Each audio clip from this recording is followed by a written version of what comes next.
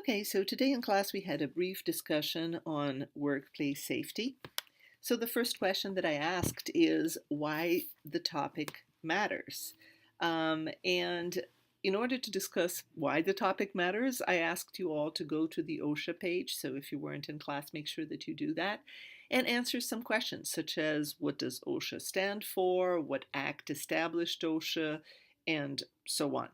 So in the next page, I'm going to share the answers to those questions. Here we go. So what does OSHA stand for? That's Occupational Safety and Health Administration. What act established OSHA is the Occupational Safety Health Act of 1970, and usually we refer to these as OSHA for the administration and then OSH Act to differentiate the administration from the act that created the administration. What are OSHA state plans? OSHA state plans are job safety and health plans that are operated by the states. They have to follow certain parameters set up by the federal OSHA in order to operate. And yes, Iowa has one. The answer to the question, if employer X employs immigrant workers who do not speak English well, is it required to provide training, in a language that these workers can understand? And the answer again is yes. Which is something that employers need to consider, especially if you have a large recent immigrant population.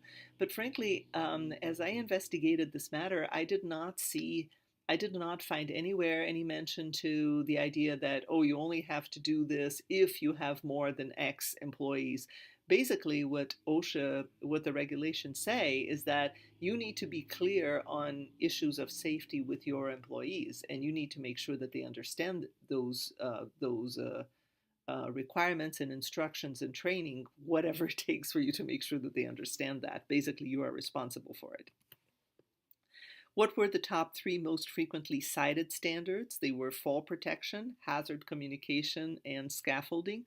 One thing that I shared in class is that in general, the safety regulations call for not only redundancy, but almost exaggeration. So for example, if a particular structure is designed to hold no more than, 4 individuals, then it's supposed to hold the weight of 4 times 6 individuals. So it's like everything is supposed to hold more, to be better, to have to be designed for more than actually the maximum weight that it's supposed to be carrying. And finally, how many fatalities and or catastrophes were reported in 2015? And so far, 1,268. Just looking at those fatalities and catastrophes, it sounds to me like we're going to have a better year than 2014, but of course the year is not over yet, so we don't know.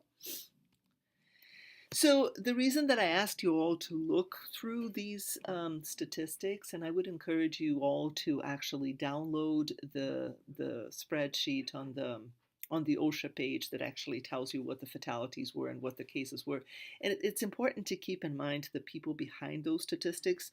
These 1,268 individuals, these are people who may not spend the holidays with their families this year.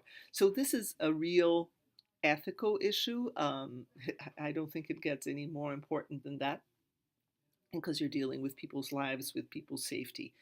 And as the Assistant Secretary of Labor for Occupational Health and Safety, Occupational Safety and Health said, making a living shouldn't have to cost you your life. So even if you have one fatality in your workplace, it's one fatality too many. So before the Occupational Safety and Health Act of 1970 was enacted, the situation was pretty dire. 14,000 job-related worker deaths annually, and new cases of occupational diseases totaled 300,000. So ever since then, the situation has increased, even though it's hardly good. In 2014, for example, you had 4,679 people dying on the job, nearly 3 million non-fatal injuries or illnesses. 4,679 too many, of course, better than 14,000, and you can see a pattern of decline in recent years. Take a look at this chart that I got from I believe this was from the Center for Disease Control where I got this particular chart. You see the decline in the number of fatal work injuries from 1992 to 2014. So you see that it was hovering around 600,000, 660, 6,632 in 1994 to around 4,500 2013, 2014. And as I said a little earlier, it's quite possible that it's going to be lower in 2015. Also take a look at the fatal injury rate per 100,000 full-time workers. So you notice that from 2006, 4.2 fatal work injury rate, and then it's going down to 3.3 in 2014. Here's another interesting pie chart. This one shows you what the injury categories are. Notice how many injuries, or what percentage of injuries you see just in roadway incidents. That seems to be a major issue. I don't know if you can read at the bottom part of the screen. More fatal work injuries resulted from transportation incidents than from any other event in 2014. Roadway incidents alone accounted for nearly 1 out of every 4 fatal work injuries. So that's definitely something to be considered. Transportation incidents in general, 40% of the cases. Okay, so the OSHA Act has 4 main provisions to be considered. The first one is compliance. The second is the ability for people to have inspections, then safety, and then employee rights. So let's take a look at each of those. First, compliance. Employers must comply with the standards issued by OSHA, or if they are in a state plan state, then by the state agency. But remember that a state agency has to follow the federal guidelines anyway. Second, safety. Employers must keep their workplace reasonably free of recognized hazards, and they have to make every effort to ensure the safety of their employees, both from the standpoint of preventing those hazards from being there in the first place, and also in terms of training the employees. Inspection. Employers must submit to these inspections from OSHA inspectors or from the OSHA-approved state inspectors. One question that I asked in class was whether the inspectors, the OSHA inspectors, needed to have a warrant, and the answer is yes, they do. However, most experts will tell you that playing hardball with the OSHA inspectors and making sure that they have a warrant and so on, probably not a very good idea, creates a negative relationship from the word go, could put some red flags on your company. People will wonder whether you have anything to hide and so on. However, you're right, you could be asking for that warrant. And finally, the OSHA Act predicts certain employee rights. So specifically, employees have the right to request information about workplace hazards, refuse to work in a hazardous environment, and get involved in workplace safety, and all this without employer retaliation. You may remember when we talked about recently, labor relations and employee rights and so on, when I shared with you all the case of the employees who worked in a a construction company that had arsenic and other toxins on the ground, and they went to YouTube to protest and were fired. That whole situation that the NLRB found for the employees, and that's because the employees do have the right to voice their concerns about workplace hazards without suffering retaliation. The OSHA also requires that employers have report on injuries and fatalities on the workplace.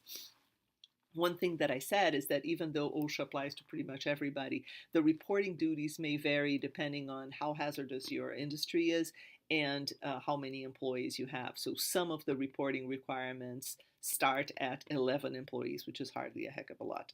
So employers must keep accurate records of all work-related accidents and diseases, and inform employees of their protections and duties under the law. And that's why when you go into a workplace, you often will see the poster saying, you employee, you have the right to, and then it states what the employee rights are. So who is covered? Virtually all private businesses, regardless of size, as long as they employ at least one person. As I just said, as far as who is covered, pretty much everybody. Remember that there could be some differences in what has to be reported and so on, but everybody is covered. Okay, some exceptions. Some industries could be covered by other regulations. For example, some industries are covered by the Atomic Energy Act. Local and state governments are not covered specifically. However, if a state wants to be a planned state or have its own plan, then its plan must cover state employees as well. And federal workers are also not covered officially, except that an executive order that was issued by President Carter required federal agencies specifically to comply with the OSHA Act standards as well, and also to submit to inspections. This is a case that I asked in class. So imagine that you have Joe Contractor, and Joe works for organization ABC, and he claims that the organization's safety precautions do not follow OSHA Act standards. Now, the question that I asked in class is Joe protected under the OSHA Act? The technical answer is no, because contractors are not covered by OSHA Act regulations. Practically speaking, though, it's complicated. And the reason it's complicated is that if your organization hires contractors, it now falls under the OSHA multi-employer worksite policy, in which case more than one employer may be citable for different reasons. So the key question that the Health and Safety Administration is going to be asking itself is, did the employer meet its obligations under the relevant category or role? And what categories and roles are we talking about? Well, there are four: the creating employer, the exposing employer, the correcting employer, and the controlling employer. So let's take a look at what each of these are. Okay, so the creating employer is the employer that caused the hazardous condition that violates an OSHA standard to begin with. And that employer is going to be citable even if only employees of other employers are exposed. So basically, if you cause a hazardous condition, you are citable no matter who is exposed. So that's why this whole issue about contractors is a little misleading. You may say, well, who cares? It's just a contractor. Well, yes, but if you caused a hazardous condition, you are still citable.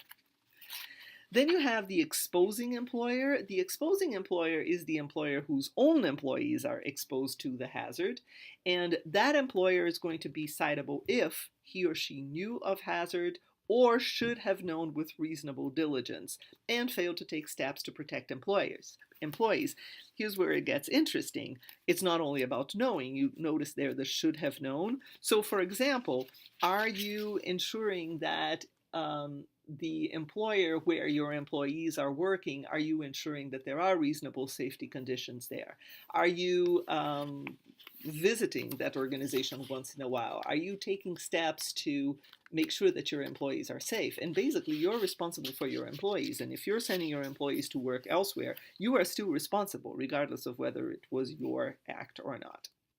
Now, as far as the exposing employer goes, if the exposing employer does not have the authority to correct the hazard, then what it must do is ask the creating or controlling employer to correct. The creating is the one that created the hazard. The controlling is the one we'll see in a moment what it is. Must also inform employees of the hazard and take reasonable alternative protective measures for the employees.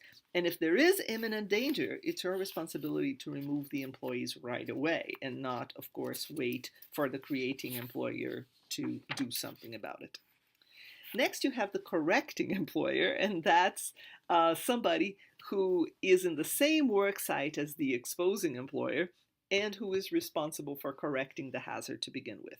And that employer must exercise reasonable care in preventing and discovering violations and meeting the obligation to correct the hazard. Now, one thing that I'm noticing as I explain all this is that you may think these are all different people. those could all be the same person, or maybe one employer is at the same time creating and correcting, for example. So the fact that there are four roles doesn't mean that these four roles are necessarily occupied by different employers. It's just that there are these four roles that are um, uh, occupied by employers, and that the OSHA pays attention to how each of these roles are being fulfilled. Finally, the controlling employer, that's usually the host employer, and that's the employer that has general supervisory authority. So the controlling employer has the power to correct, or so to be the correcting employer, or to require others by contract or in practice to prevent and correct hazardous conditions. So that employer has a significant responsibility to take reasonable care to prevent and detect problems. Right, so the last case is the case of Jane's supervisor. Jane works for organization ABC, obviously a very popular organization name in my slides. I'm not very original today. And she claims that she suffered ergonomic related injuries while on the job due to the company's unwillingness to review equipment. Um, so the employer then said that Jane isn't covered by the OSHA Act because she is a supervisor. So my question to the class was, who is right? And the answer is, Jane is. Because actually, unlike other situations that we examined throughout the semester, the law here applies to any employee, regardless of classification. Supervisors are covered as well. So the main question that you should be asking yourselves as you're done reviewing some of these concepts on health and safety is the question that I asked when we talked about ethics, and that is, what would you do with the power you were given? If you have authority over others, if you are responsible for others, then obviously health and safety are not only legal requirements for you, they are serious ethical requirements. I can't think of any more serious than that. So I would encourage you to continue learning more about health and safety regulations. I barely scratched the surface. One thing that I said in class is that, for example, we didn't cover violence in the workplace. We didn't cover stress-related illnesses, which, by the way, account for many of the illnesses in the workplace that are job related, and account for considerable expenses, health related expenses for organizations. So stress is a very serious condition that needs to be addressed. Burnout, which comes from stress, is a very serious psychological condition that needs to be addressed. So there is a heck of a lot more on health and safety than what I covered in this very brief lecturette. This is just what we had the time to cover. So good luck, and I hope you learn some more.